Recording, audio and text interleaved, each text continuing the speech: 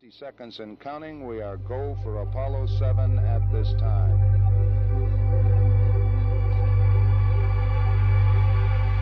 T-minus 50 seconds. The vehicle now pressurized, and the vehicle is go, as is the spacecraft.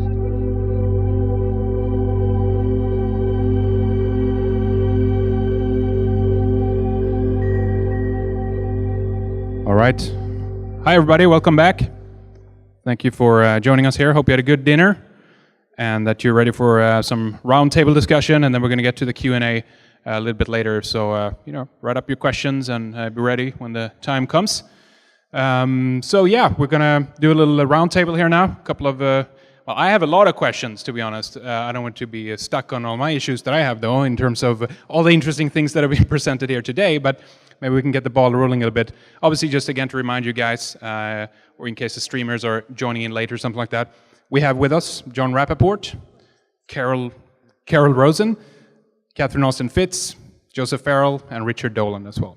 And we're going to actually call up as well on the phone. I first thought he would be here in person, but I guess it's a little bit too challenging maybe for him to be here. But Tom Bearden, so we're going to call him up. Is he on the phone now? No, we'll get him as soon as you're ready. All right. Well, yeah, dial him up. Ready? Let's see. Yeah, sure.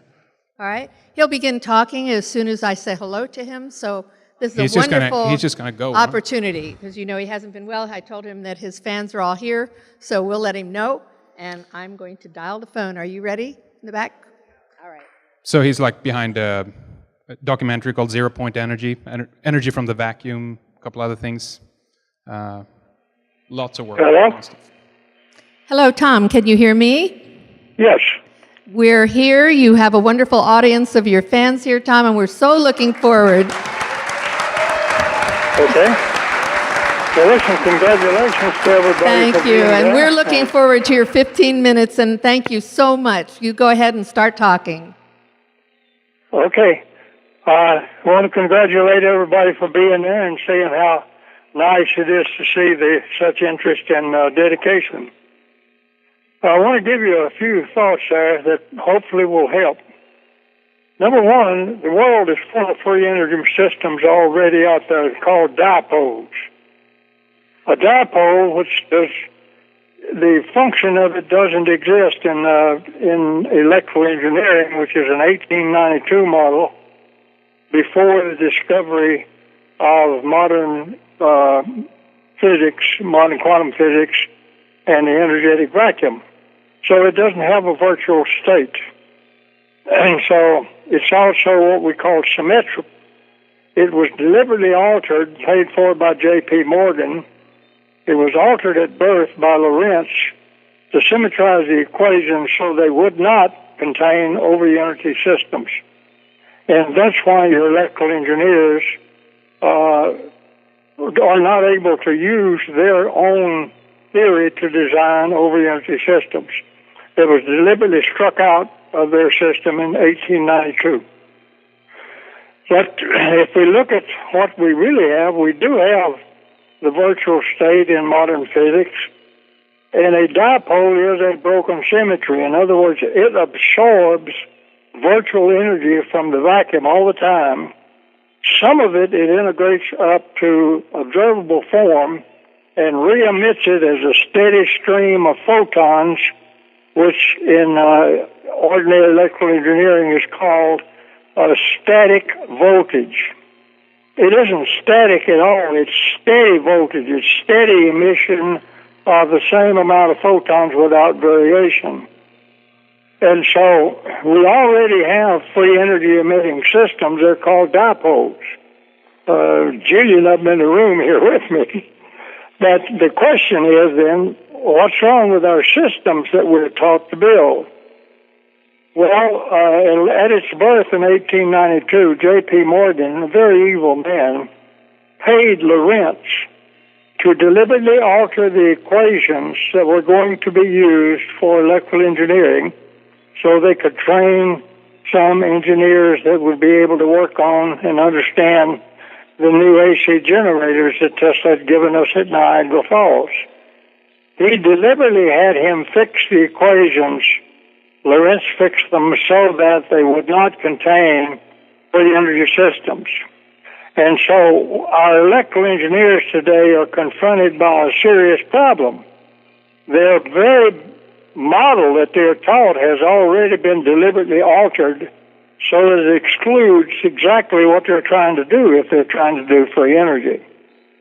Well, if you go into modern quantum mechanics, quantum physics since 1918 or so, there are systems like in quaternions and all where you can do this, but already in those models. But nobody, that doesn't have anything to do with electric power. Our electrical engineers are not taught such things. So the problem we have to do is we have to get the electrical engineering model altered and modernized from its 1892 mutilation. Now, there's several places that have done a little bit of that, and when you do, you get a model that will allow you to build free energy systems. There's no problem with the free energy. You make a common dipole and just nail it down and leave it alone, let it sit static. The static voltage contains a flow that, when you look at both the linear flow and you look at the coil flow that is not taught in electrical engineering but it's in modern physics, the coil flow is 10 trillion times as much as the flow that you diverge into, the longitudinal flow you diverge into your circuits to use. So if we can do some general relativity and convert a little bit of that coil flow, which is possible, it's done a little bit in nonlinear optics. If you do that, then you can get free energy fairly easy once it's developed. And so what we would like to see, very much like to see, is some changes in electrical engineering where at least the history of their model, exactly how it was put together and what was altered and what was changed, is taught in every electrical engineering course. If they knew that, then they could easily go ahead and extend their model again back to before it was mutilated, and then our own electrical engineers can design and give us free energy systems at will. So that's what we're trying to see happen out there, and I'm very much encouraged that our modern electrical engineers are beginning to turn back and look at the foundations of their own subject, how it got born, and some of them are even looking now into how it got mutilated. So I'm very hopeful that we will have free energy, hopefully in my lifetime, from our standard electrical engineers once they modify their model and remove some of the mutilations that were done to it. So that's the message we want to get across to everybody. There is hope.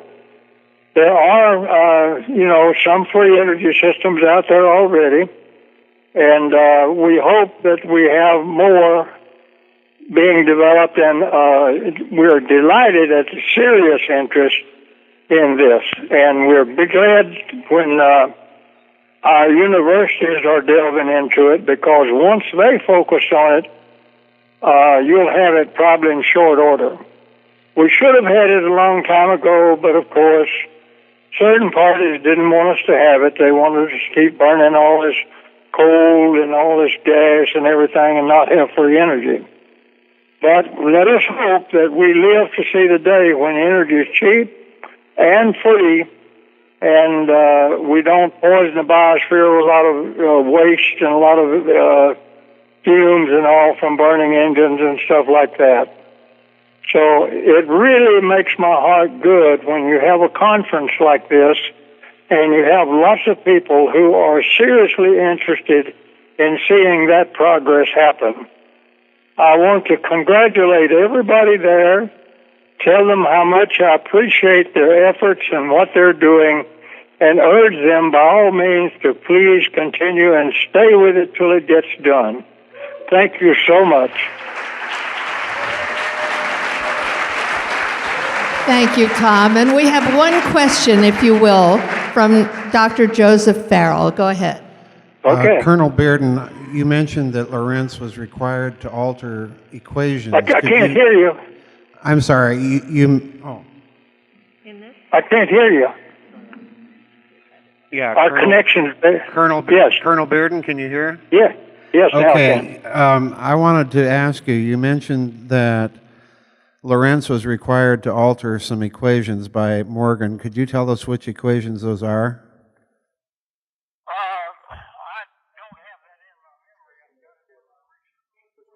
Okay, he doesn't have that in his memory, but he has it in his research.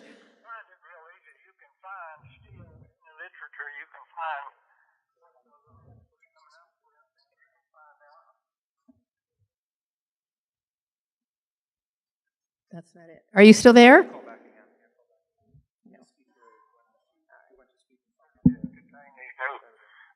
free systems that Tesla was already building. All right. Would you repeat? Yes. Can you hear me? Now can you hear me?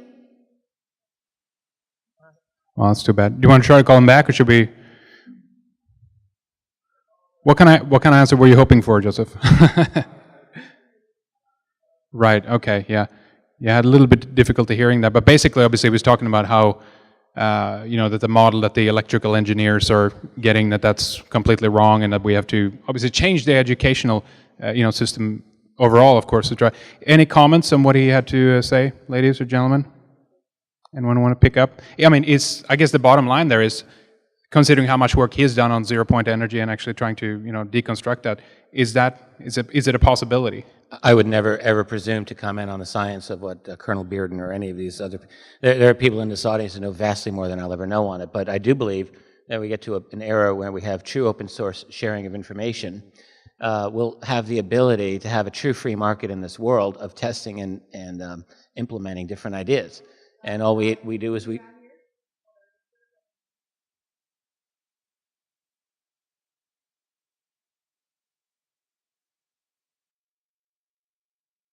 All right. Would you repeat, Tom, what you were saying about where to get the research to answer the question of Dr. Farrell? I'm sorry. Say it again. I can't. I'm having trouble hearing you. Yeah. We got a bad connection. I know. Can you just give us the suggestion for where to get the research that you were talking about before? We couldn't hear what you had said, but if you could just repeat where to get the research, the answers for Dr. Farrell's question. Well, when you go into modern quantum physics, and you go into quaternion theory, they already have physics models. To your foundations assumption. Hello? Okay, go ahead. We hear you. Go ahead. They already have various models of physics out there available where these things are in there. What happened is in the electrical engineering model, when Lorentz was putting it together so that we could train some people in 1892, we would be able to train some people to work on and understand the Tesla AC generators he had just given us at Niagara Falls. Morgan paid Lorentz to ensure that the equations he came up with did not contain any of Tesla's free energy systems. And so he was, being a physicist, he understood group theory, and all that meant was he had to have symmetrical equations. He couldn't have asymmetrical equations. And when he looked at the equations that were being suggested, they were asymmetrical. And so he told Morgan that they still contained those forbidden Tesla systems, and Morgan told him, fix it. So he, being a physicist, he said, no problem. He just changed the equations to make them symmetrical. So he altered electrical engineering to make it symmetrical at its birth. And it was born symmetrical and therefore excluding all over-unity systems, which are asymmetrical systems. They also do not include in the normal electrical engineering curriculum any study of group theory because the big guys don't want them to know what was done to them on their own model. And so what they're taught is that their model is correct when in fact it contains about 20 errors by modern physics, and 10 of those are quite serious. Tom, thank you so much from San Mateo, California, the Secret Space Program. We love you. You're an inspiration. That's all your friends here. Thank you, Tom. Thank you so much. And again, I'm so gratified that people are interested in this whole area and taking over and carrying on. Please continue and please have success. With your inspiration, we're on it. Thank you. Okay, good night. Bye-bye. All right, thank you. Bye-bye. Catherine, you wanted to comment on that? I just wanted to ask Joel, is Joel Garbin in the room? Would you please, where are you? I can't even see you. Walk up here. Okay, I want to just make sure everybody is aware of Joel Garbin is here. He's the president of the New Energy Movement. He has a project that I think is unbelievably important where he's bringing together a variety of people in science and engineering to put together standards to vet new energy projects. I think it's a very important thing, particularly for the investment community. So if you're interested in supporting or helping, I recommend him to you. That's what he looks like. Find him, give him your card. I know there are a lot of engineers in the audience who could help, right? Am I right? Thank you.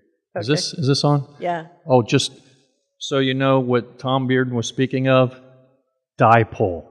That's the word he was trying to get across. D-I-P-O-L-E, dipole. So I never thought of. All right, thank you. Any additional comments from the panel here in terms of what Tom was talking about, or viability of free energy, etc.? Any comments? It's a pretty tricky subject, that's for sure. Yeah. All right. Well, I don't mean to break the flow too much of that. Please, if there's any other thoughts on that particular area, we can return to that a little bit later. But actually, I wanted to ask something that you mentioned before, Richard, during your presentation, and it had a little bit to do, and it's just such a simple idea, and I think it's kind of remarkable that it hasn't occurred before, but you put it in the context of Occupy Area 51, right? I mean, why hasn't anybody organized 500 people, 1,000 people, whatever, what you can get in a kind of a Bundy Ranch style, but go into like S4 or Area 51 or something like that, and literally show up at the gates, you know, and okay, you might not be able to go into the facilities, but you might literally actually be able to stand there. And I mean, imagine the media, attention on that. I mean, what would they do? Shoot you? I mean, I don't think so. Well, let them have it then, you know. I would like to see the reaction to that from the American people, right? So, but I mean, organization-wise. I agree. I think it is a great idea. And, we haven't done it now. It takes a lot of guts to go up to the Area 51 and do a demonstration there, I think.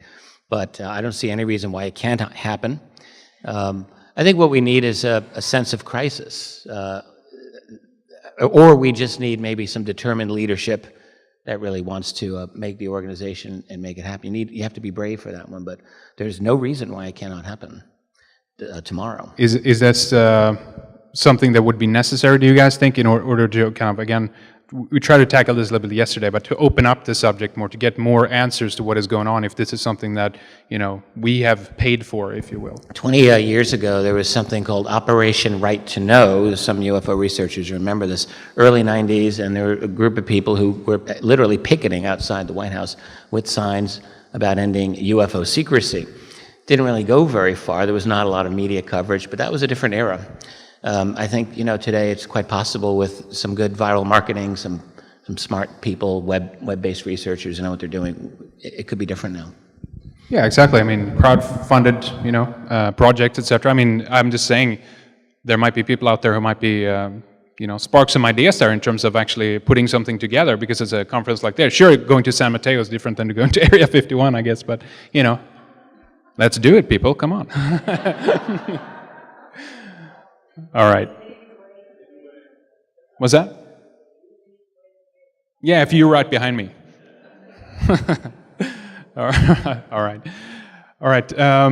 So there was obviously a lot of interesting things that we addressed today during the presentation and everything else, and there are a couple of things that we've been trying to get a little closer to, and it has to do how to kind of move forward from this location, from all the knowledge base that we have and everything of what to do to open it up a little bit more and actually realize what to do in the next step. I mean, there's, of course, knowledge is the basis of everything. That's where you base everything on, right? But I guess I'd just like to kind of pass around the mic a little bit and ask what it would take, for the next step, for this to go to the next level, what you individually think is an area lacking, I guess, in terms of finding out more about the secret space program, breakaway civilization, the technology they've been talking about, or the clues in the black budget.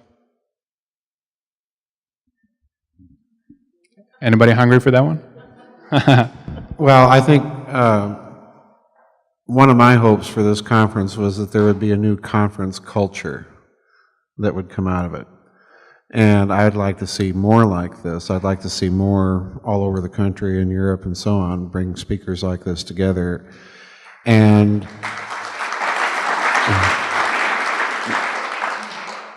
one of the nice things about this conference, I didn't get the sense, listening to any of the speakers, that they had an agenda.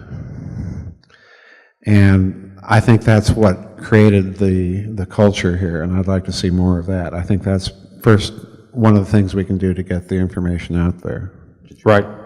Legitimizing the topic, making it more mainstream. Legitimizing the topic, exactly. Exactly. Richard? I would just add, what we really need are some bona fide whistleblowers who have credentials that can be vetted. It's very important. And if they don't necessarily want to go public, they could reach out to researchers that they respect or trust, who might be able to work with them. Because honestly, what we're handicapped by, the majority of U.S. federal government records are classified in one form or another. If you're an archivist or a historian doing your nation's political history, most of that history is secret, and it's tough. So if someone like myself or anyone else here is approached by someone who actually has vettable, testable credentials, checkable credentials, who's got inside information and they quietly want to give it, I'm sure many of us would be interested in that. So this is a call out to anyone out there who's got genuine information that they feel needs to get out. Over the years, I've had communication with a couple of people who I think are part of that world, at least to some extent, not a whole lot. And there's always limits as to what they want to say. So, but it would be helpful. And then the other thing is simply for all of us moving forward. As I was saying earlier, I think cultural changes are the most important now. I really believe that. And in the 20 years that I've been researching this fringe topic, I've seen a tremendous change in cultural attitudes, and part of it is just by people being brave.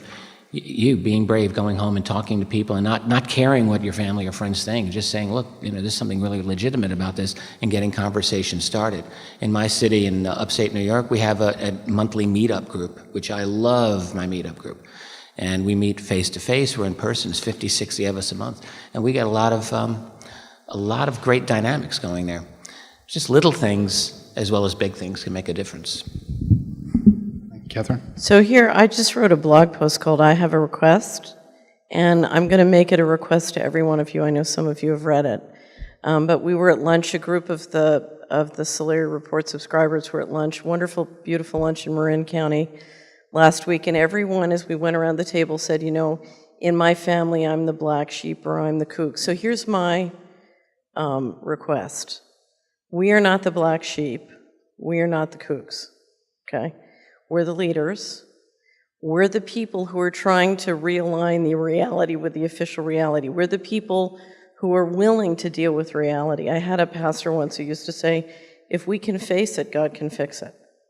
So we're the people leading that. It's time for us to stop apologizing for who and what we are. It's time for us to stop. It's time for us to stop being the sin eaters for our family. We're the people who are trying to protect our families with the power of our knowledge. Let them hug the matrix, but we need our knowledge to help protect them from risk. So we're the leaders. It's time to lead, and it's time to stop apologizing for our leadership. Okay? So that's my request to all of you. and it's part of the change in the culture. Because the powerful thing about this audience, if you walk around this audience, we have people who are what I call people on the line. We have lots of people in this audience who know how to get the trains out. They know how to build things. They know how to run things. They know how to build businesses. We're talking about people who can really go out and make change because they're the people who know how to make things happen. And that's very powerful. Okay. Very good. Thank you. Now, we talked about as well in terms of creating an atmosphere, I guess, for potential whistleblowers and insiders, that they might even need to feel more, I don't know, welcome. There's a certain extent that some people might feel threatened over the fact that we, talk maybe overtly negatively about some of the, I mean, it's not that the technology isn't remarkable, but it's coming from a kind of an oppositional perspective, perhaps, right? Because if this is a technology that is available at this stage to make a value judgment that, okay, no, it has been in the wrong hands, therefore we have an opposition to it, it's really important maybe to embrace those people to a certain extent, right? And actually to be able to sequester the technology into the right hands, right? So if these are people who are willing to work with other people, scientists who are more balanced, they want to offer some kind of balance to the potential, breakaway civilization that we have out there, we have to have an environment where they feel safe, that they can come and talk and share those ideas with, potentially, right? So is that something that needs to change? I mean, Joseph, we talked about that a little bit as well, in terms of that there might be kind of an antagonistic relationship, right? Well, one of the things that Joel, I forget what his last name was, I think is going to happen. There's a concept in topology that's called a basin of attraction. You create a particular kind of geometry, and it attracts the information to you. And I think an organization like that, that's setting standards for alternative types of theories in science and engineering, is by the nature of the case perhaps going to attract some of these credentialed whistleblowers. And I agree wholeheartedly with Richard. We need less anonymous sources. We need absolutely credentialed people from inside that can be vetted. They don't have to go public, but someone has to know that and be able to check out the information. I think creating organizations like that is going to help in that process, because they'll have a place to go. And if there's no one in the organization, those organizations can become referral points to people that they think might be able to do that. So we need to do more of that kind of thinking. Right. Now, Catherine, I want to ask you something as well. It has to do with the idea of collapse versus no collapse. There might be people who actually are, there could be a kind of a complacency in the fact that people are waiting for things to completely fall apart, and at that stage, that's when people are ready to act or something like that. Right. But if there is a situation where we don't get that economic collapse you were talking about, is that a danger, stagnation? It's a very important danger. If you look at the slide that I showed today with the before and after, we have thousands of people, particularly in the financial community and in a variety of different communities, who for many years have said, oh, well, it's all going to collapse, and I'll just wait for it to collapse, and then we'll deal with it. And what they don't understand is what they're watching is the slow collapsing of the legacy system, but if you look at the breakaway, it's resource rich. If you drive around the country and you go to the areas where they're building, things are going gangbusters. Things are growing. Things are very dynamic. The economy in that part of the economy is very strong. We're in a slow motion collapse in, for example, the county where I live. The middle class is getting squeezed and is slowly collapsing. And what we need to understand is the global financial system isn't going to collapse, and one of the reasons is they did this to make sure it wouldn't. So what we need to understand is the collapse scenario is being promoted by people who are only seeing half of the picture. They're not seeing the whole picture. And one of the reasons I think it is so absolutely important that we as a society look at this is to understand how the fundamental economics work, because if we're just going to navigate the economic life of our future, we have to understand this. And the collapse, I can't tell you how many people I have seen literally do tremendous harm to their career, to their finances by believing in the collapse. They give up on building the future, and that's why I always say, the future is built by the people who believe in it, not the people who believe it won't happen. So So I think one of the reasons to really communicate the whole UFO story and the breakaway story, as Joseph and Richard have done a marvelous job of doing, is until you understand that, you cannot possibly understand what's going on in the economy. Can I add one thing? And I really love what you're saying, Catherine. When you look at the evolution of, this is a little bit off topic, but not a lot. When you look at the evolution of our mass culture of the last 50 years and think about where we went from Cary Grant movies and people like believing in their society, dressing snappy, and kind of having this hope to movies of today, which are so dark and so hopeless and filled with, I mean, incredible amounts of violence and sex and this apocalyptic themes that just permeate. You really have to wonder that there's something really bad going on here to try to infiltrate our own belief and hope in the future. It's my own take on that. Right. Yeah, you're right. Any other further comments from other panel members so far, what we talked about? I'd like to add that I think this is so important, we should be aiming it more to getting a panel like this into the audiences of the military-industrial complex. They have a lot of conferences going on, even right this minute, on space and defense, and they just don't hear any of this. And even if they plan on rejecting it or disowning it, denying it, which is mainly what I experienced, the denial part, I think if we could approach them and say, look, we have this package ready. These are credentialed people. They have something to offer in terms of their self-interest and corporate interest. I think we could get you into these audiences. I think that's what's important to do. Well, in addition to what I tried to say in a soft, unobtrusive way this morning about where we go next, I want to see some documents. When John Marks wrote The Search for the Manchurian Candidate, which exposed MK-Ultra, CIA mind control program, he had been issuing FOIA requests for years to the CIA. They've been turning them down. They finally gave him 10 boxes of financial data as a joke related to MK-Ultra. But he was a very smart guy, and he began to trace and track the money, and then that turned into people that he could talk to, and eventually he saw a major segment of what the CIA early mind control program was all about. Documents. Then they told him, you'll never see anything again, Marks. You're not going to screw us ever again because we transferred this so dark, you'll never be able to follow it now. No documents, not even one page, will be released. Documents do a fantastic thing. I agree with what everybody has been saying about credentialed people. Credentialed people with documents, now you're talking, baby. Show me the stuff, right? And then I want to say something because Danny Sheehan is here, and I don't know how many of you know his history about the Christic Institute, which was what you would have to call a crack in the reality egg of the world for the people who understood what was happening. It had to do with Iran-Contra, it had to do with,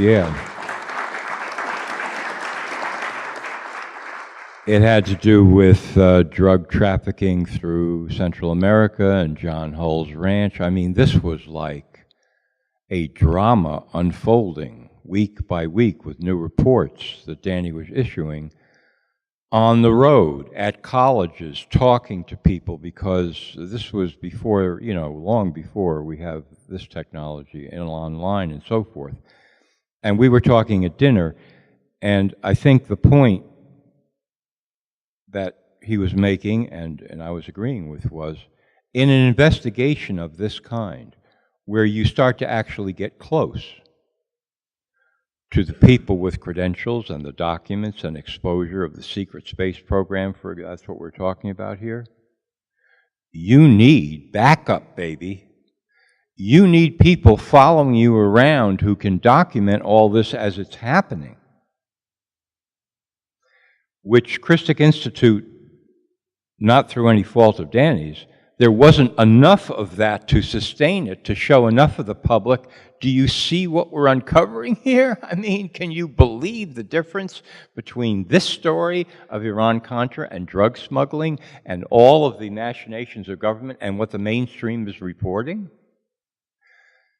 if there had been enough people behind him documenting all this, publicizing it, getting it out, a force of public relations, if you will, backup, it would have gone much, much farther than it did, which it went very far to begin with. So somewhere along the line, we're going to need that. We're going to need, because we're going to become, and have already become, a citizen grand jury investigating the secret space program. Citizen grand jury means we impanel ourselves, basically, to be investigated because we believe in justice and we don't turn our eyes away from lies. Citizen grand juries need major PR backup to sustain them so that people don't just say the story's now dead. Got to keep it alive. In addition to all of this, I think it's important to note the timing. The timing's right now. So Danny was way ahead of his time. Even Thrive, I think, brought us straight through Foster Gamble's project to inspire so many people to get involved. But now a lot of the disclosure, a lot of these books are written. Solari's there with the economic alternative vision. The vision now to replace the parts of the secret space program that we don't want is available. And it really wasn't available. The technology's ready now. The politics are really behind, but they're ready for a transformation. The financial institutions need to be changed. That timing is ready. The spiritual social awareness is certainly ready, and there people are networking around the world. So I think timing is a huge issue that we have the opportunity right now to move forward. Thank you. Let me change the pace a little bit. I'm curious. I wanted to ask the panel as well. Are you in full agreement that there is no threat in terms of the question of outer space, whether that be an alien question or whether that has to do with a human faction that has broken off and now is showing to be a potential threat to us here on Earth? I mean, we can certainly see that we have a faction here on Earth that is threatening to us right now. What's the panel's opinion on this? I'm the money manager. I'm a risk manager. I'm the bad guy. I think there's tremendous risk, okay? And one of the reasons I would love to see a decentralized shift and change is because that's one of the ways, when you move a centralized model, there's tremendous risk. This planet's been on the same economic model for the last 500 years. It's called the central banking warfare model. When you change a model, that's a very deep change. Millions of things can go wrong with the best intentions and the best planning.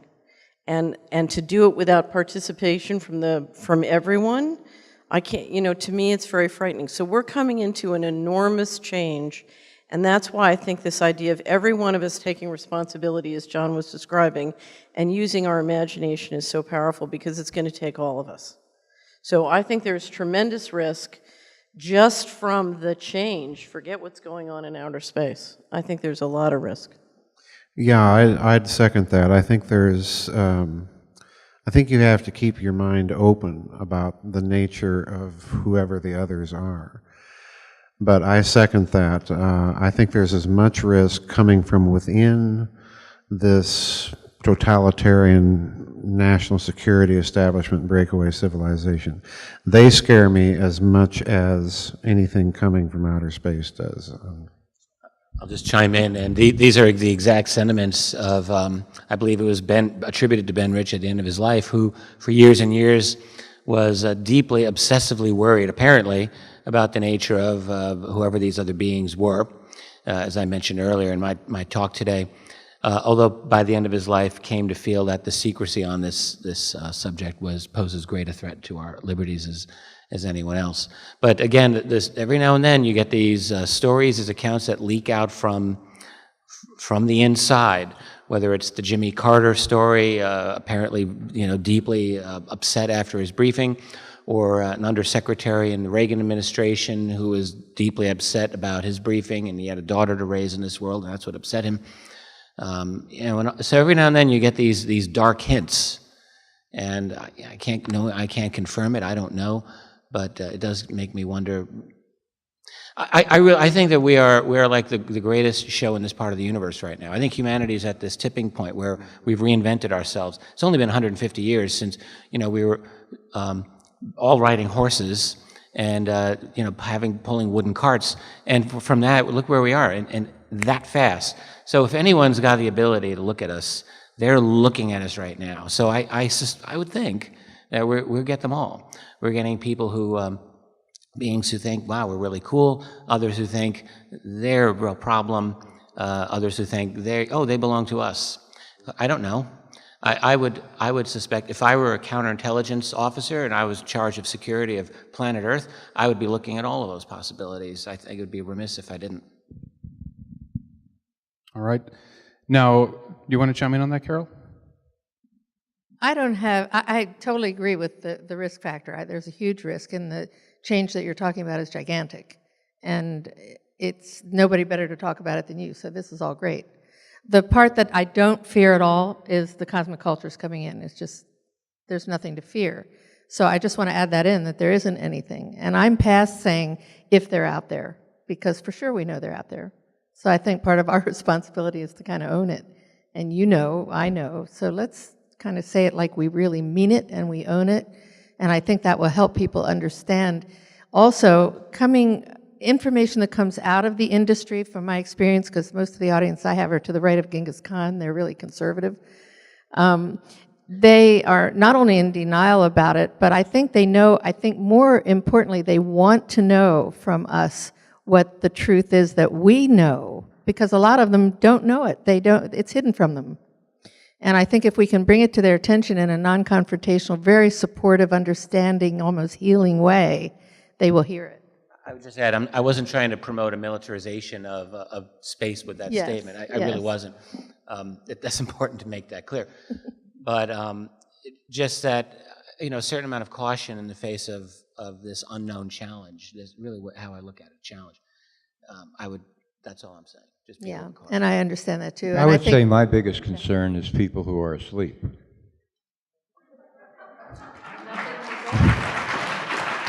I mean, nothing, people. I'm not really. That's a concern. If people are awake, I sincerely think we can deal with anything. You could be talking, maybe somebody could say, well, you mean in the next 5 minutes? You mean in the next 5 minutes? No. What's the time period? How long is it going to take before, if everybody is awake or a lot of people are awake, until we can deal with everything? I don't know, but we can do it. I think, the only problem I'm concerned about is right here, meaning, where we live here. Because if you have enough people who are asleep, then, you got a lot of, what are you going to do? We've got the answer, a good solution, and we see that 60,000 of you are asleep, so we're going to put you in harness and drag you along with our answer. And that's going to be our real force, right? And then the press said, one schmuck with 60,000 people asleep went to the White House today to change the world, and somehow it didn't work, right? So, but whereas if a lot of us are awake, I'm feeling good. I'm feeling like we're in good shape now, because whatever comes, a dude shows up with 18 green eyes and 6 hands and whatever, you people are doomed. Fuck you, right? If you're awake, so you die, you come back, big deal, right? But you're awake. That's the only thing I'm worried about.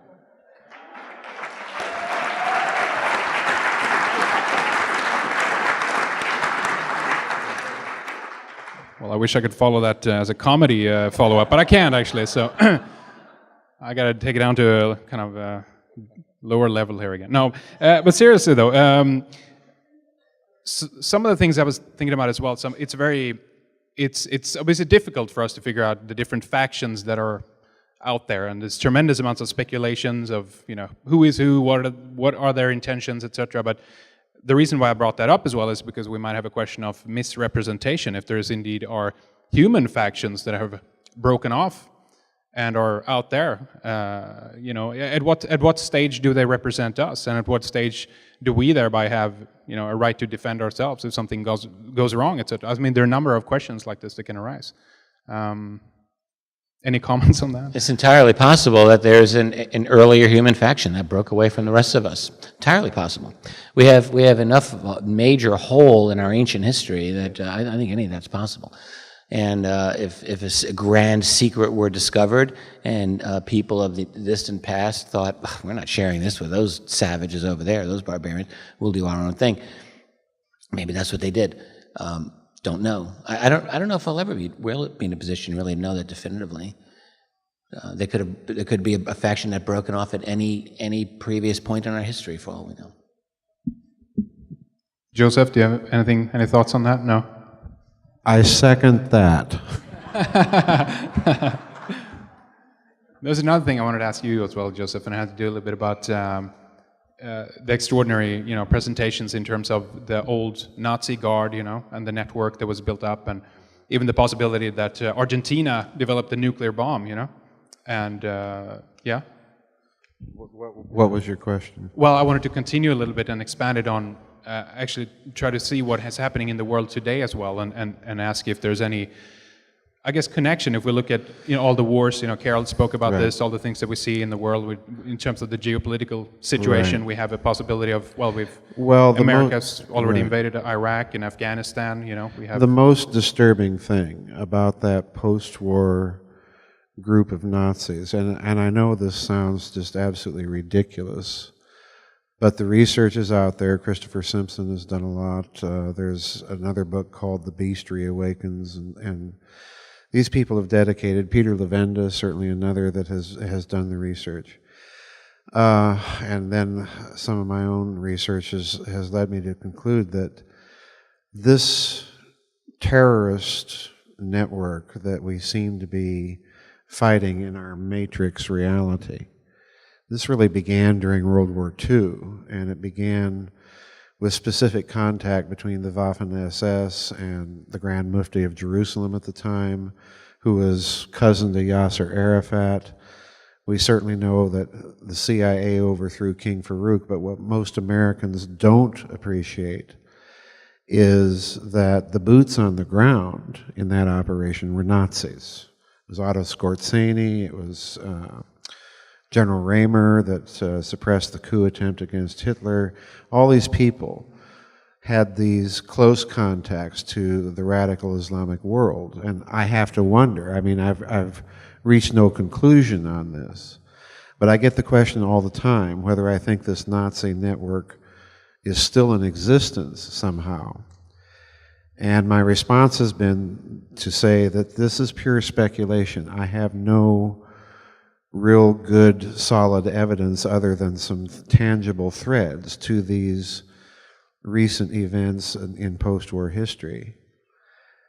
And I have to wonder sometimes if this isn't a war against that Nazi international as much as it is a war against terror, because they were the sponsors, they were the ones training these radical Islamicist organizations during and after the war. So 6 of one, half dozen of another. Take that for whatever anyone wants to use it for. Right. Well, exactly. And the reason I bring it up as well is, of course, if what we see in the world today, if that's a continuation of that policy, is it German interests to invade, Iraq and potentially even now Iran and the conflicts in Syria and everything else, and America being run by APAC and other organizations of foreign policy and everything, So it feels like there has been a split at some point, maybe even around 9/11 or something like that, that it's taken off in a different direction perhaps, and now we find ourselves in a conundrum where we have several groups with different agendas, playing into it. Well, right. I mean, we can look at the recent news about the Ukraine.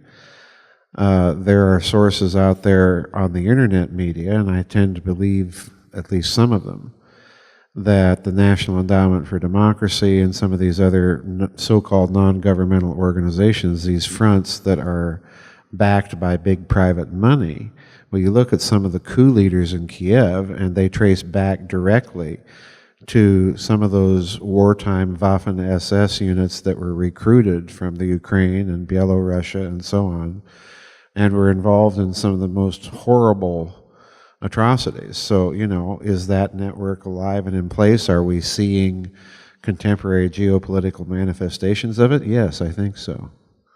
Right. Yeah.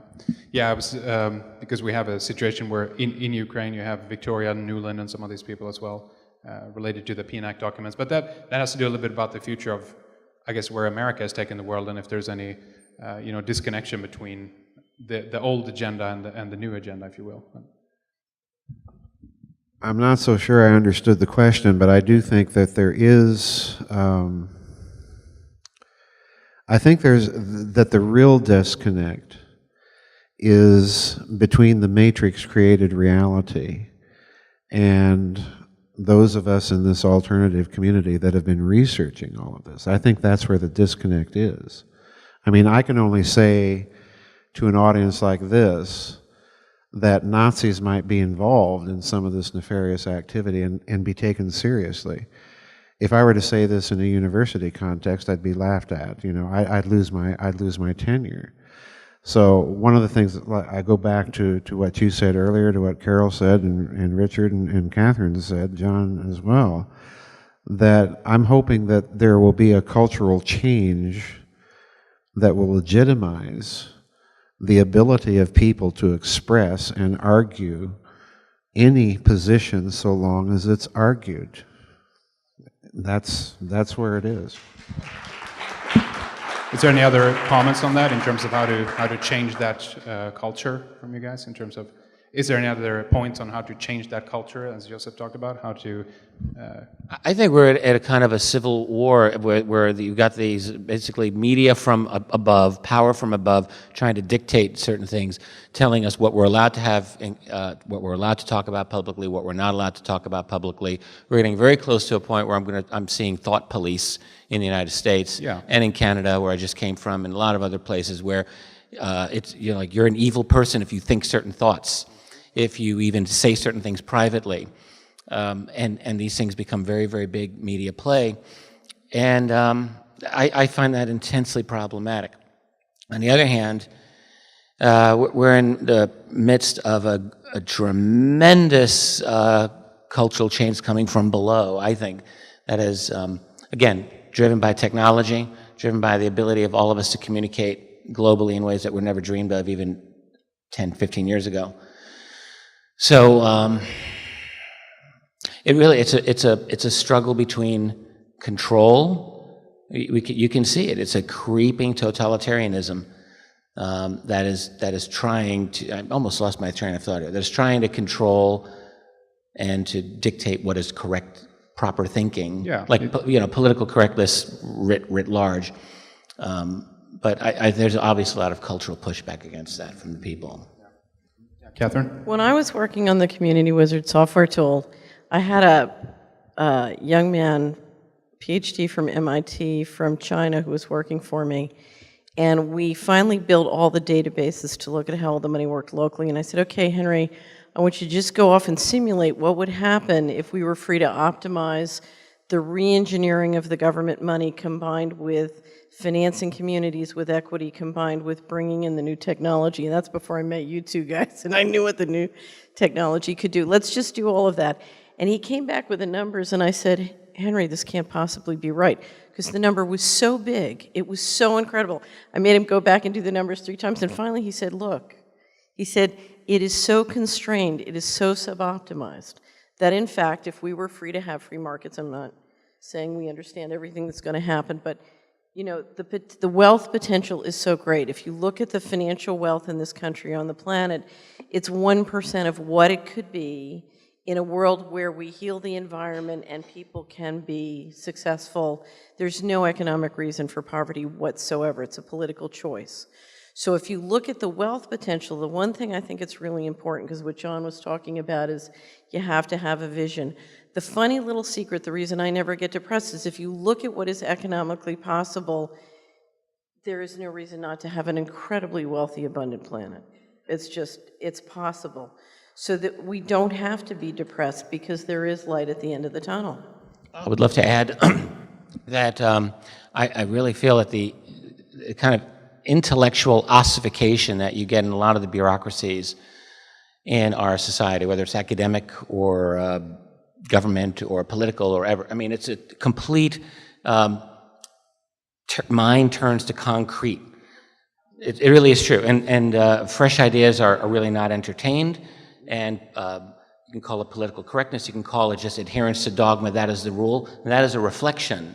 It's a complete reflection of this kind of political control system that must exist only if it controls the minds of the people who work within it and the minds of the people. So this system that I feel has existed in at least large measure, some measure, let's say, because of the existence of this existential reality that's been thrust upon them. I call it UFOs. They feel they need to contain it. As a result of that, they have to create this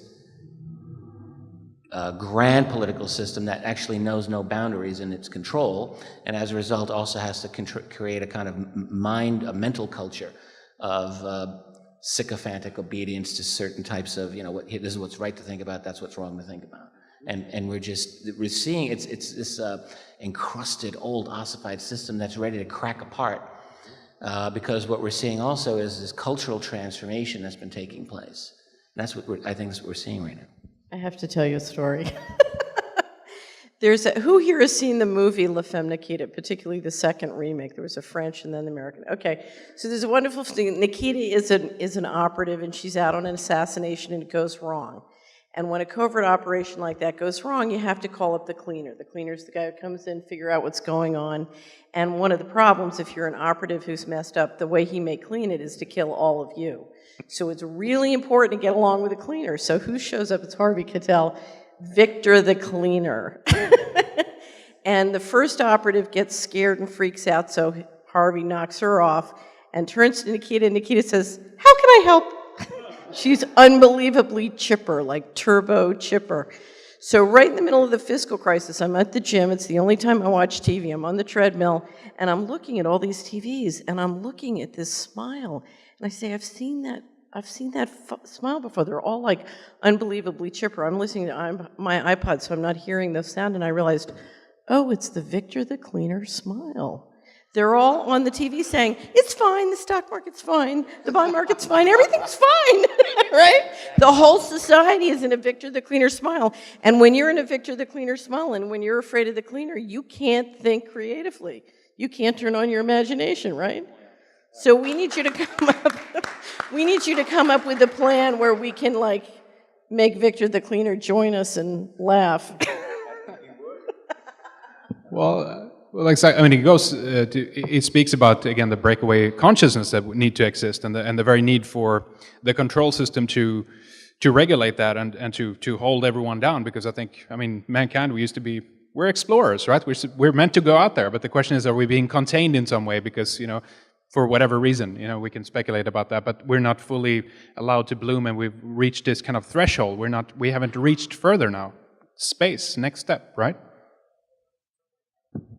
Space is one next step, yes, and of course, freeing ourselves from this control system is probably more important than anything else. I mean, I was designed to live on Earth. I wasn't designed to live in space. Right. So for me, I would be happiest living here on this beautiful planet, along with other beautiful people, creating a beautiful civilization. That's what I would love to do, where space could be part of that. And I mean, the thing that breaks my heart more than anything else is when you look at the potential of every single person on this planet, and you realize most people are not in a position where they are free, or they feel free, or they think that they're free to really choose their own destiny. They have to make certain decisions, and they feel like I've got to raise my kids, I've got to pay my mortgage, and all the things that people do. And where there was once this fire inside them when they were 20, 25 years old, by the time they get to a certain age, it's all burned out, and they're done. And to me, that's a horrible tragedy. It shouldn't have to be that way. We don't have to have a society in which people just give up, in which people basically become zombified by a certain point in their life. It can't be that way. So when you look at what's the problem? Well, the problem is we've got gross injustice, gross criminality, gross lies encrusted over our world. They are lies. And for me, I'm getting excited. I'm getting worked up. So I've always been this kind of crazy, obsessive, fanatical person. My mother always said, "Richard, you have always been this way," partly in frustration. And but I've always wanted to know the truth, just like everyone here, just like all of you here. We're all truth seekers. But it was a long journey for me. I didn't want to have to reinvent my worldview 20 years ago. I really didn't. Reinventing your worldview means you're admitting that your prior years were kind of wrong. And when someone gets a certain age in their life, they don't want to do that. They really, because they don't want to be feeling like they're dumb, they're stupid. Oh God, I missed the most important thing in my reality. But what I learned is that if I just let go of all of the ideas that I think I'm supposed to believe, and that's hard at first, it really is hard. But if you learn to let go of that, and you learn to just open yourself up to other things that could be true, when you realize that, and throughout all of human history, people have believed wrong things, and then it's a little easier to think, well, maybe I've had some wrong beliefs too, and maybe I could just open up to the possibility that there's more there. And so then it's been a lifelong journey for me, trying to peel away the deceptions, and it's layer after layer after layer after layer, and I don't know if I'll ever get to the end. I honestly don't, but I feel like I've made some progress, and the journey's valuable, and I don't even know why I'm rambling here, but it's just, I feel like this is an important thing. Space is one thing, but living a fulfilled life as a thinking, feeling, emotionally balanced human being, that's the most important thing, and we have that ability. We just have to break it. This is a horrible system that we're in. It's not that free enterprise is wrong. It's not that capitalism is wrong. I don't believe that at all. We don't have free enterprise of thought and action. What we have is a bureaucratic global system that's basically designed to make you serfs for the rest of your life, and your children and your grandchildren serfs. That's not freedom. I think that we can do a lot better than that. Yeah, you're right.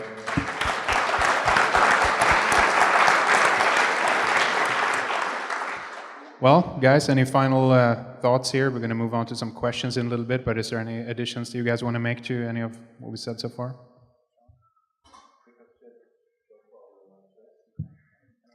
Yeah, I'd like to say that the human ego in the military-industrial complex in these audiences and the decision-maker parts of the, especially corporate people, who influence the decision-makers worldwide is huge.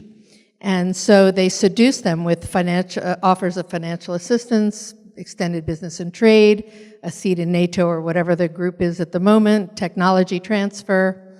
And so countries around the world that I think really would rather live in peace on Earth and in space are either seduced, blackmailed, threatened, lied to.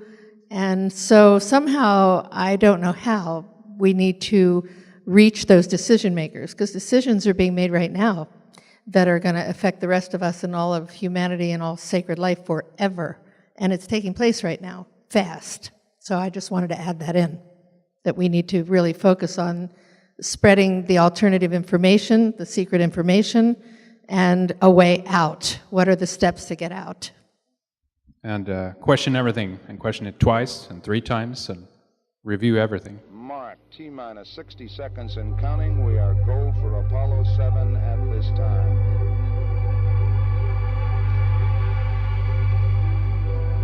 T-minus 50 seconds. The vehicle now pressurized, and the vehicle is go as is the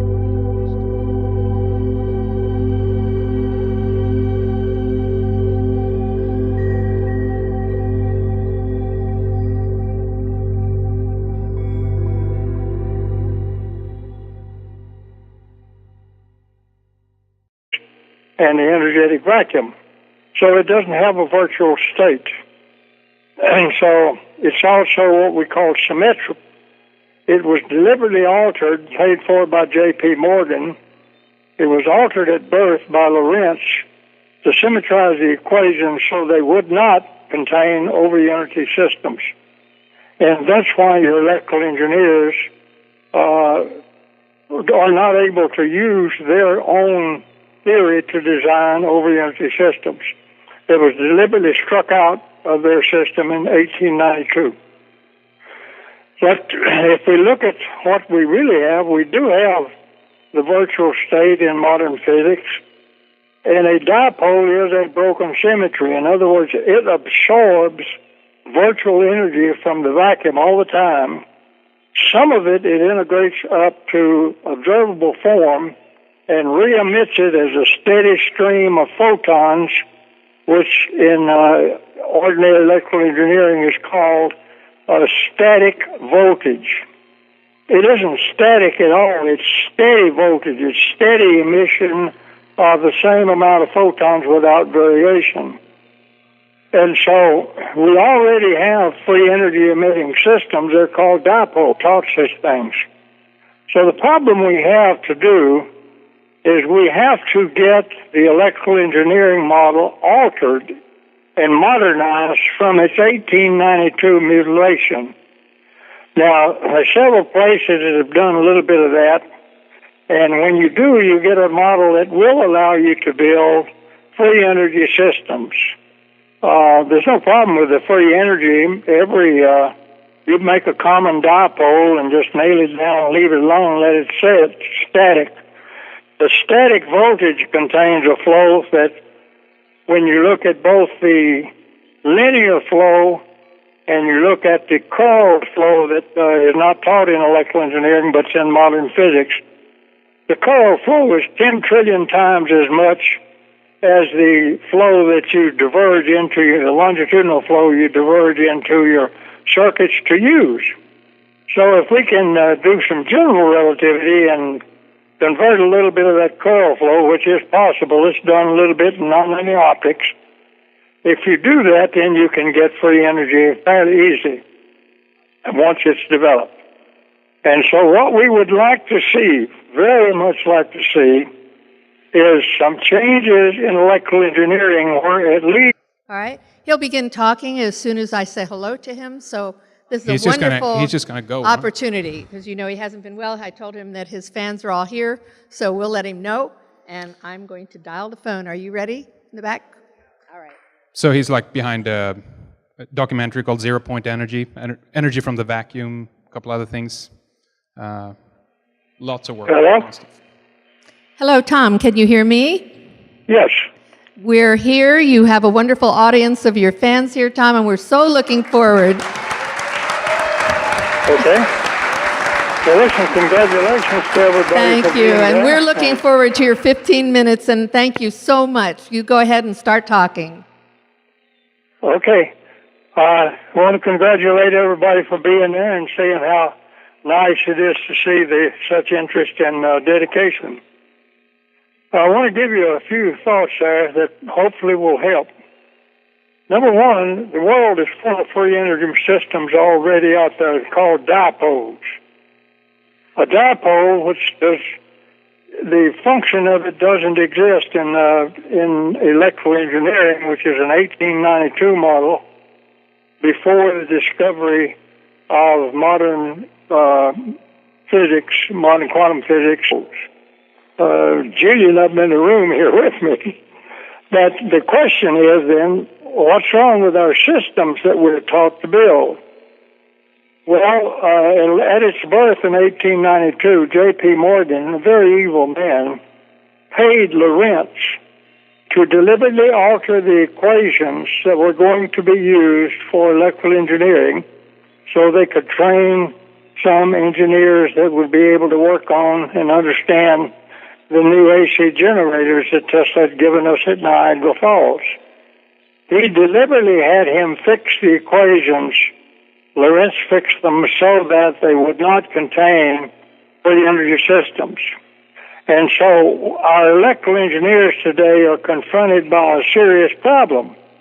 Their very model that they're taught has already been deliberately altered so that it excludes exactly what they're trying to do if they're trying to do free energy. Well, if you go into modern quantum mechanics, quantum physics since 1918 or so, there are systems like in quaternions and all where you can do this, but already in those models. But nobody, that doesn't have anything to do with electric power. our electrical engineers are not. 60 seconds and counting. We are go for Apollo 7 at this time.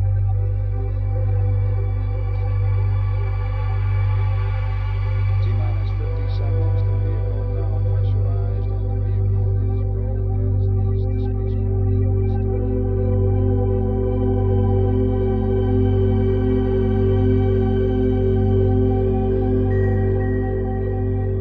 All right.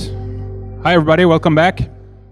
Thank you for joining us here. Hope you had a good dinner and that you're ready for some roundtable discussion, and then we're going to get to the Q&A a little bit later. So, write up your questions and be ready when the time comes. So, yeah, we're going to do a little roundtable here now. A couple of, I have a lot of questions, to be honest. I don't want to be stuck on all my issues that I have, though, in terms of all the interesting things that have been presented here today, but maybe we can get the ball rolling a little bit.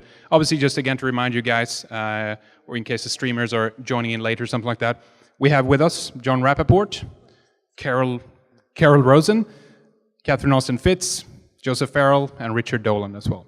And we're going to actually call up as well on the phone. I thought he would be here in person, but I guess it's a little bit too challenging maybe for him to be here. But Tom Bearden, so we're going to call him up. Is he on the phone now? No. No, we'll get him as soon as you're ready. All right. Well, yeah, dial him up. Ready? Let's see. Yeah, sure.